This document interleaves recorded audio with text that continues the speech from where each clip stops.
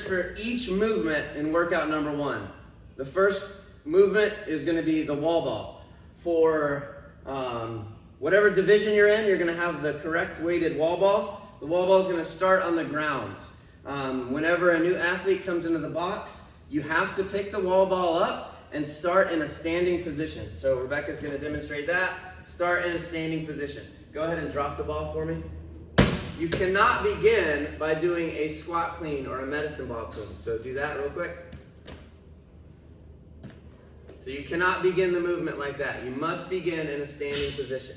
So the movement is going to begin with a full squat, followed by throwing the ball into your appropriate heighted target. So for Rebecca, she's going to do a couple reps, full squat, and drive the ball into the target. For her target, she's going for the 9-foot mark, so that ball is hitting the target on the navy blue line for the 9-foot mark. And relax. So the two main standards for this movement are a full depth squat. So without the ball, she's going to demonstrate what we're looking for in a full depth squat. So breaking parallel with your hip crease is going to be the bottom position of the squat. So go ahead and show that. So this is the hip crease here that we're looking for, and we want it to break the parallel line created by your knee, right? So stand up tall. If she were to squat with that hip crease right at the line of the knee, so go ahead and show that if you can. So and pause.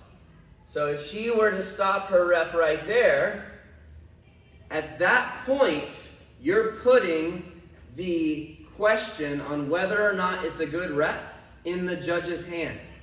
So if you're not making it very clear that that hip crease is getting below your knee, then it is your judge's call to decide if it's a good rep or not. And if you are trying to do this workout as quickly as possible, you probably don't want it to be in your judge's hands to know whether or not it's a good rep. So work for that hip crease below parallel every single time. And then at the top of the movement, the middle of the ball must clearly be above that 9-foot target, which in our gym is the bottom of that painted line. Bottom of that painted line. So again, Rebecca's going to show a couple good reps with that hip crease below parallel. All the way down, all the way up, all the way down, all the way up. One more, down and up. Good job.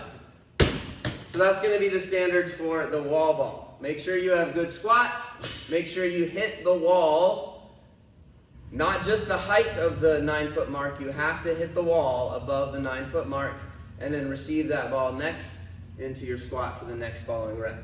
For the jump rope, you've got two options. You could do single unders or double unders. For single unders, the rope must be moving forward and both feet must jump over the rope, completely over the rope, as you're cycling through these reps.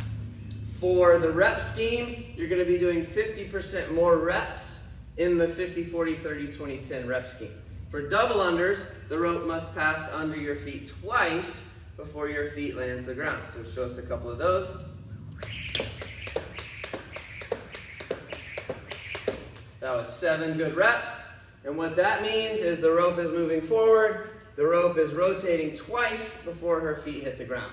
So go ahead and ground the jump rope. And then finally, the ab mat sit-up. Ab mats are optional. If you're going to use an ab mat, it must be behind your butt. And you're going to reach back in the sit-up. Hands must touch the ground above your head or behind your head. On the way forward, hands must touch your toes. Both hands must touch your toes. The ground or anywhere near your toes is not sufficient. You must touch your toes. So hands back, touch the ground, hands forward, touch your toes. All of this work needs to be completed within your workout box.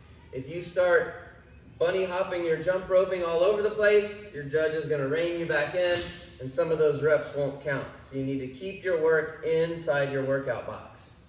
That does it for the standards on workout 1. Next, we'll talk about the standards for the front rack hold in workout number 1. Right? That video was probably way longer.